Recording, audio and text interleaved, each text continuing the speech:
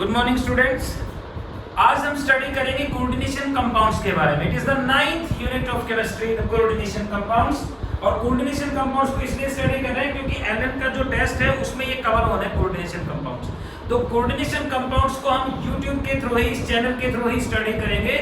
जो अपनी zoom classes है उसमें तो हम स्टडी करते रहेंगे about the organic chemistry. Okay, तो कोऑर्डिनेशन कंपाउंड्स के मैं आपके पास वीडियो लेक्चर सेंड करूंगा daily.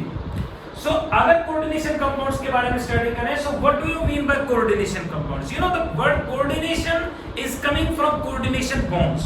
Actually we can say that the compounds in which coordination bonds are present, they are generally known as the coordination compounds. It is not the appropriate or proper definition, but we can say ये fact है कि coordination compound के अंदर coordination bonds होते हैं। लेकिन actually coordination compounds होते कैसे हैं? अब कोऑर्डिनेशन बॉन्ड्स तो सभी में होता है, जैसे ओजोन में भी होता है कोऑर्डिनेशन बॉन्ड, तो H2SO4 में भी होता है, HNO3 में भी होता है, लेकिन वो कोऑर्डिनेशन कंपाउंड्स नहीं है।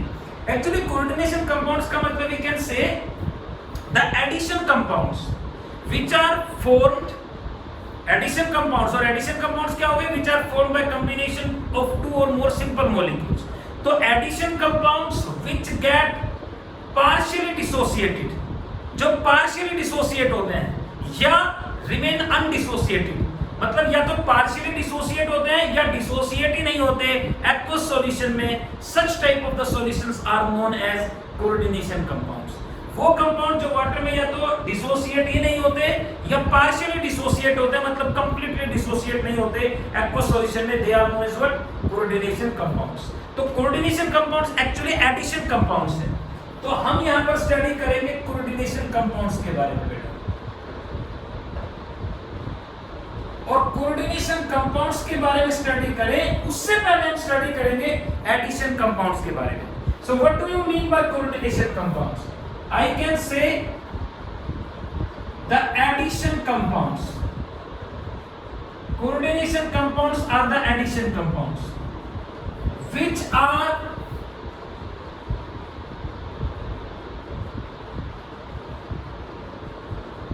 partially dissociated, जो partially dissociate होते हैं और remain undissociated, ये undissociate रह जाते हैं, which partially dissociated or remain undissociated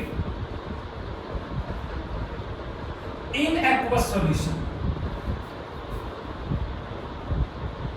are known as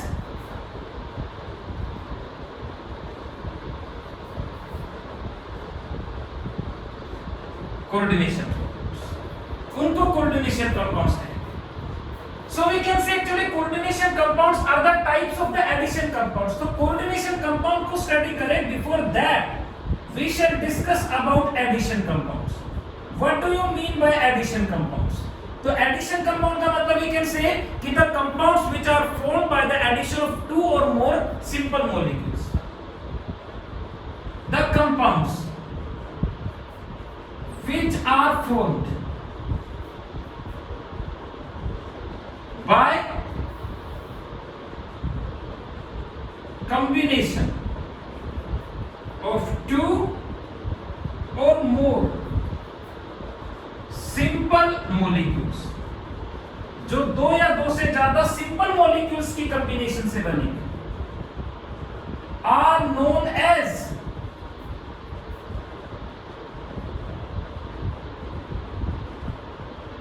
addition compounds.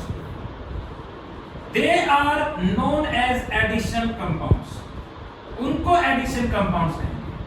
For example, we can say let you are having copper sulfate aqueous is there, और copper sulfate को अगर हम अमोनिया लिक्विड के साथ करें, लिक्विड अमोनिया के साथ treat करें, what will happen?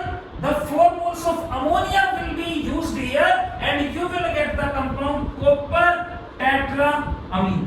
कॉम्बिनेशन हो गया और SO4 ग्रुप बाहर है। तो डेफिनेटली दो सिंपल मॉलिक्यूल कंबाइन करके एक कॉम्प्लेक्स मॉलिक्यूल को बना रहे हैं। This is the example of addition compound.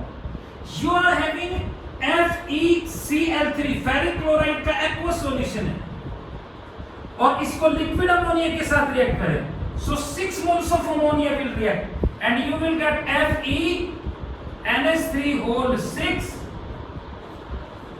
and Cl3 like that. तो 6 moles of ammonia will combine here. ये कंपाउंड बन गया. तो दो या दो से ज्यादा सिंपल मॉलिक्यूल कंबाइन करके अगर एक कॉम्प्लेक्स मॉलिक्यूल को बनाएंगे, that will be known as the addition compound. For example, you are having nickel solid. It is treated with carbon tetra, क्या नाम है, कार्बन मोनोऑक्साइड गैस के साथ रिएक्ट करेंगे. 4 moles of carbon monoxide will react at a temperature of 350 Kelvin. निकल tetra carbonyl बन गया. तो देखो सभी में एडिशन हो रहा है बेटा. इसी तरह से for example let us consider you are having ferrous sulphate FeSO4 plus ammonium sulphate को रिएक्ट करें NH4 whole twice SO4 in presence of H2O. अगर हम इनको रिएक्ट करेंगे तो definitely there will be the formation of ferrous sulphate into NH4 whole twice SO4 ammonium sulfate into 6 molecules of H2. Right? The 6 molecules of H2O will be. So this compound will be known as ferrous ammonium sulfate. It is also the example of addition compound. तो देखो दो salt की combination से बन रहे हैं. इसी तरह से for example you are having K2SO4 potassium sulphate plus Al2SO4 whole thrice aluminium sulphate plus 24 molecules of H2O. So there will be the formation of K2SO4 into Al2SO4 whole thrice into 24 molecules of H2O. The compound will be known as potash alum. ये है मोहर salt. मोहर salt का formula हो गया. ये potash alum हो गया आपके पास पोटेशियम एल्यूमिनियम सल्फेट. तो actually these all are the examples of addition compounds. ये सभी एडिशन कंपाउंड्स के एग्जांपल हैं. तो दो या दो से ज्यादा सिंपल मॉलिक्यूल कंबाइन करके अगर एक कॉम्प्लेक्स मॉलिक्यूल बनाएंगे तो that complex molecule will be known as the addition compounds. अब अगर हम स्टडी करें तो जो एडिशन कंपाउंड्स है they are classified into the two types. Addition compounds दो टाइप के होते हैं बेटा. One are known as the double salts और सेकंड हो गए कोऑर्डिनेशन कंपाउंड. वो एडिशन कंपाउंड जो एक्वस सॉल्यूशन में यानी वाटर में डिसॉल्व करने पर कंप्लीटली डिसोसिएट हो जाए इसमें, अपनी आइडेंटिटी को कंप्लीटली लूज कर देंगे, वो डबल सोल्ट्स. सोल्ट्स का मतलब तो है ही है कि जो डिसोसिएट हो जाए नहीं. और जो पार्शियली डिसोसिएट होंगे या फिर डिसोसिएट ही नहीं होंगे उनको कोऑर्डिनेशन कंपाउंड्स कहेंगे. So we can say the addition compounds are classified into the two types. What are the two types? One are known as double salts और second जो हो गए they are known as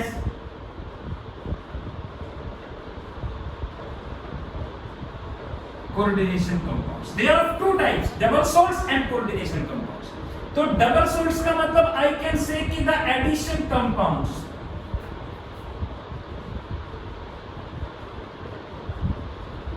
which get completely dissociated into ions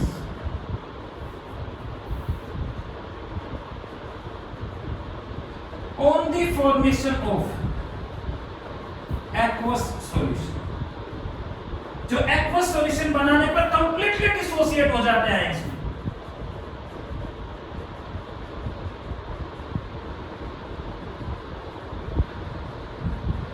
are known as double salts. और coordination compounds का मतलब I can say कि the compounds, अभी definition लिखी थी आपने, which get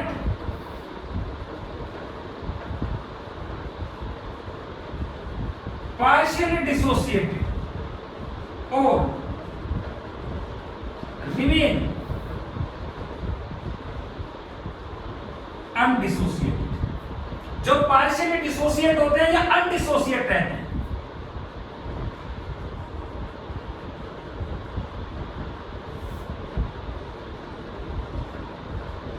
in aqueous solution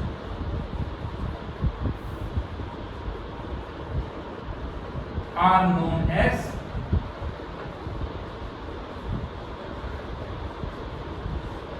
coordination compounds, उनको कोऑर्डिनेशन कंपाउंड्स कहते हैं। तो डबल सॉल्ट्स के एग्जांपल अगर लें तो ferrous sulphate FeSO4 NH4 whole twice SO4 into 6 moles of H2, यानी this is the Morse salt and Morse salt is the example of double salt। इसी तरह से K2SO4 potassium sulfate into Al2SO4 whole thrice aluminium sulfate into 24 moles of H2, that is the potash alum and it is also the example of double salt। ये completely dissociate होगा, यानी water में dissolve करोगे it will be dissociate to give K positive, to give Al3 positive, to give SO4 2 negative। It will also be dissociated into Fe2 positive ammonium ion और SO4 में completely dissociate हो जाएगा। तो ये double salts हो गए, दो salt से मिलके बन रहे हैं और सॉल्ट्स इसलिए कहेंगे क्योंकि completely dissociate हो जाता है। तो Morse salt and potash alum are the examples of double salts। और कोऑर्डिनेशन कंपाउंड जो पार्शियली डिसोसिएट होते हैं या फिर डिसोसिएट ही नहीं होते, तो जैसे K4FeCN6 की बात, एक्वस सॉल्यूशन बनाएंगे so that will be dissociated to give 4K positive, लेकिन स्क्वायर ब्रैकेट के अंदर जो स्पीशीज है ना वो डिसोसिएट नहीं होगी एज सच है। कितने आयंस में स्प्लिट हो रहा है टोटल? 4 और 1 5 आयन। तो इसके लिए n फैक्टर जो है वो 5 हो गया। और अगर ये 100% डिसोसिएट हो जाए, इफ 100% डिसोसिएटेड, तो जो I फैक्टर है, वन ऑफ फैक्टर जो किया था अपने सॉल्यूशंस में, वो भी 5 ही हो। अगर डिसोसिएशन 100% है तो वन ऑफ फैक्टर n के बराबर ही होता है, और अगर डिसोसिएशन 100% नहीं है तो फिर I n के बराबर नहीं होता, वो डिसोसिएशन पे डिपेंड करता है। और आपको पता है कि alpha is equal to I-1 divided by n-1। Alpha मान लो जो डिग्री ऑफ डिसोसिएशन है वो क्या नाम है, डिसोसिएशन जो 80% है, तो अल्फा की वैल्यू 0.8 कर देना। जैसे मान लो यही कंपाउंड है आपके पास, अगर ये कंपाउंड 80% डिसोसिएट होता है, इफ 80% डिसोसिएट, तो I की वैल्यू 5 थोड़ी ना रहेगी, तो फिर I की वैल्यू n से कम हो जाएगी। और कैसे कैलकुलेट करेंगे, ये फॉर्मूला है आपके पास, यानी alpha is equal to I-1 और n-1। तो डिसोसिएशन 80% है तो अल्फा की वैल्यू 0.8 हो गई, क्योंकि ये तो फ्रैक्शन में होता है।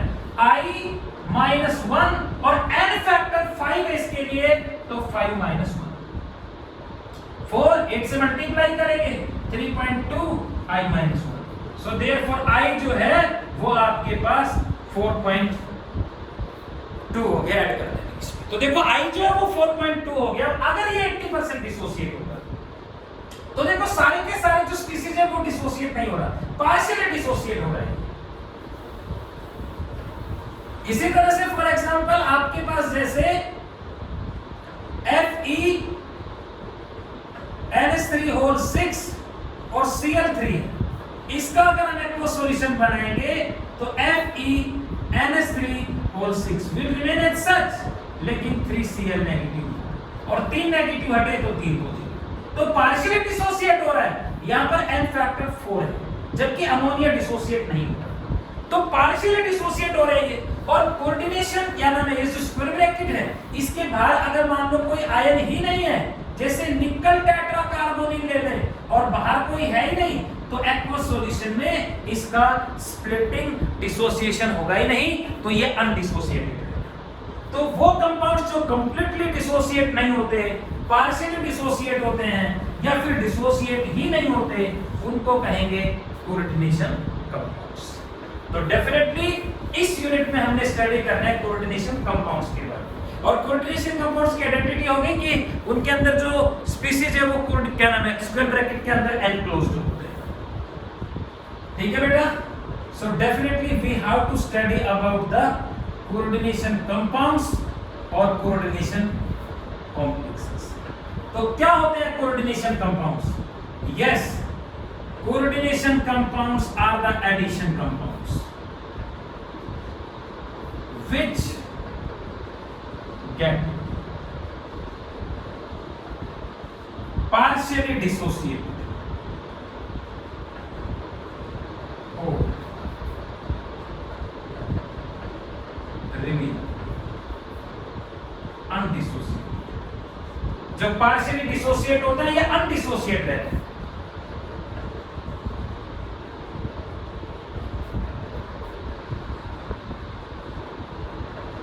on the formation of aqueous solution are known as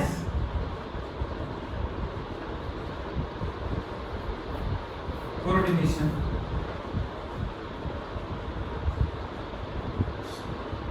we can say coordination compounds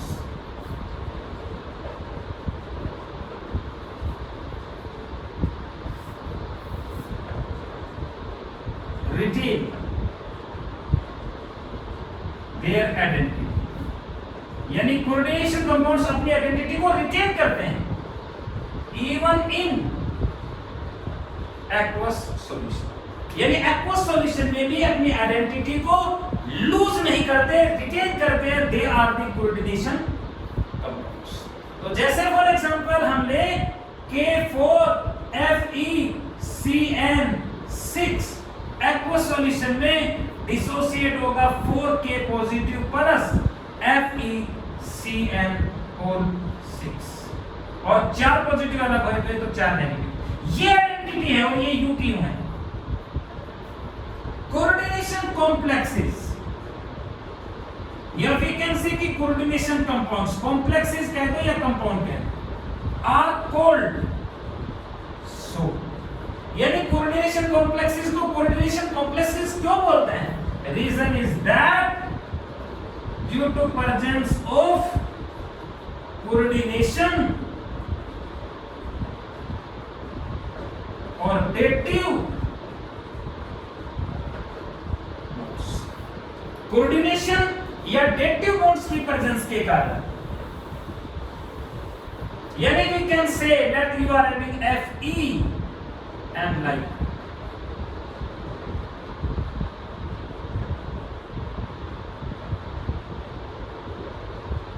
CN CN CN CN C। तो ये कोऑर्डिनेशन बॉन्ड हो गए सेंट्रल मेटल आयन के बीच में और इस CN के बीच में, यानी CN जो है that is donating its lone pair of electron to the central metal. तो ये जो बॉन्ड हो गए ये कोऑर्डिनेशन बॉन्ड्स हो गए and due to the presence of coordination bonds they are known as coordination compounds. Okay बेटा, बहुत इजी सा कांसेप्ट है कोऑर्डिनेशन कंपाउंड्स। अब हम कोऑर्डिनेशन कंपाउंड्स की बात करें, कोऑर्डिनेशन कॉम्प्लेक्सेस के कंस्ट्रक्शन के बारे में स्टडी करें तो we can say that a coordination complex or compound is composed of two parts। दो पार्ट से मिलकर बनता है coordination compound. The one part is ionisation sphere, यानी वो पार्ट जो आयोनाइज होगा, एंड सेकंड कोऑर्डिनेशन स्फीयर, यानी वो पार्ट जो डिसोसिएट नहीं होता, इंटैक्ट रहता है coordination sphere. We can say part of coordination complex which retain as such, जो यूक्यू रह जाता है यानी डिसोसिएट नहीं होता इन एक्वस सॉल्यूशन। मतलब स्क्वायर ब्रैकेट के अंदर जो एंटिटीज स्पीशीज प्रेजेंट है वो कोऑर्डिनेशन स्फीयर को कॉन्स्टिट्यूट करती है। एंड वी कैन से कि part of coordination complex which gets ionized, जो आयोनाइज हो जाएगा, स्प्लिट हो जाएगा, definitely that will be known as ionization sphere. Okay, ionization sphere हो भी सकता है, नहीं भी हो सकता, लेकिन ये तो मस्ट है जैसे K4FeCN6, तो K4FeCN6 में ये जो पार्ट हो गया potassium, that will be known as ionization sphere, और ये जो पार्ट हो गया this will be known as coordination sphere, इसको coordination sphere बोलते हैं। इसी तरह से फॉर एग्जांपल FeCN3 और 6 और Cl, तो इसने स्प्लिट होना है, तो ये जो पार्ट है ये तो कोऑर्डिनेशन स्फीयर स्क्वायर ब्रैकेट के अंदर, और ये जो पार्ट जो स्प्लिट होगा आयोनाइज होगा इसको आयोनाइजेशन स्फीयर बोलते हैं। ओके, निकल टेट्राकार्बोनिल है जैसे बाहर कुछ भी नहीं है, तो ये कोऑर्डिनेशन स्फीयर और इसमें आयोनाइजेशन स्फीयर तो है ही नहीं, तो ये हो भी सकता है और नहीं भी हो सकता। मेन और may not be, main part तो यही है कोऑर्डिनेशन स्फीयर। कोऑर्डिनेशन स्फीयर पे पॉजिटिव चार्ज भी हो सकता है, कोऑर्डिनेशन स्फीयर पे नेगेटिव चार्ज भी हो सकता है। अब देखो ये हटाओगे पॉजिटिव तो नेगेटिव चार्ज आया, ये हटाओगे नेगेटिव तो पॉजिटिव चार्ज आया, और यहां पर तो कोई चार्ज है ही नहीं, तो यहां पर तो न्यूट्रल हुआ। तो जो कोऑर्डिनेशन स्फीयर है that may be positively charged, that may be negatively charged, और that may be neutral. Positively charge भी हो सकता है, नेगेटिवली चार्ज भी हो सकता है, और न्यूट्रल भी हो सकता है। वो डिपेंड करता है कि आयोनाइजेशन स्फीयर जो है ना वो कहां पर है। आयोनाइजेशन स्फीयर कैटायन का काम कर रहा है कि एनायन का काम कर रहा है। क्लियर है बेटा? ये बहुत इजी सा कांसेप्ट कोऑर्डिनेशन स्फीयर। अब हम स्टडी करते हैं मेनली कोऑर्डिनेशन स्फीयर के बारे में।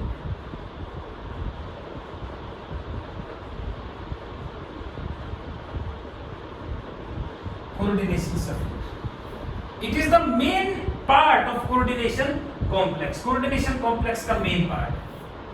यानी we can say the entity